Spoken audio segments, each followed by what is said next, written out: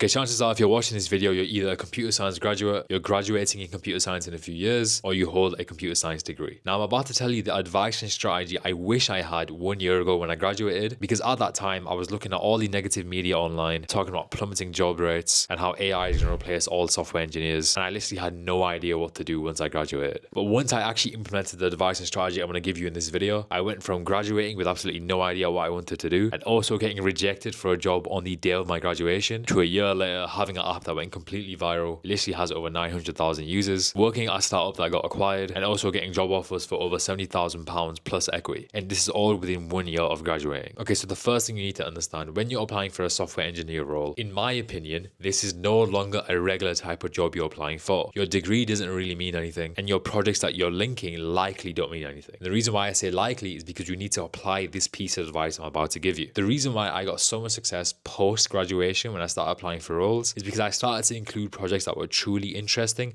and truly resolved a problem, paired with having an actual real world impact. So for context, a few years ago, I built an app that still gets a lot of traction, to the point where 1 month this year it had over 500,000 users. So very simply, I mentioned projects that actually solve a real world problem, and I mentioned how much traffic it's getting, and if the project's public, I show a demo link as well on the actual CV. Now what this is essentially doing is making you stand out as a candidate, because not only are you solving a tangible problem, it has a real world positive impact. There's an actual use for it because they see users coming in to actually use your solution, and the cherry on top is they can click a link and within a few seconds they can actually see what this looks like. Now the reason why I'm advising you to pivot away from all these local host projects where in some cases you might have a GitHub repo linking to it is because they expect that. They see thousands of applications a day where someone has some random project that's probably AI powered, and the approach I took to actually show a real world tangible impact is going to set you out as a star candidate. Now the second piece of advice I'm going to give you that I wish I understood sooner is that AI is not going to take your job, at least anytime soon, and you need to reframe the way you see AI. All the media online is heavily negative when it comes to AI, talking about how it's going to replace jobs, how the job market's plummeting because of AI. This is simply not the belief you should be adopting if you actually truly want to succeed in this field. Now just to reiterate, I graduated 1 year ago. Now at the software engineer role at the startup that I got a few weeks after I graduated, that later went on to get acquired, I was described by the person I was working for as a senior front-end engineer in terms of skill. Now the biggest reason I was described that way was not only because my skill matched that, but also because I was using AI in a productive way. Of course, there's tons of horror stories online about people creating apps that are insecure and fundamentally bad code. But if you have a fundamental baseline understanding,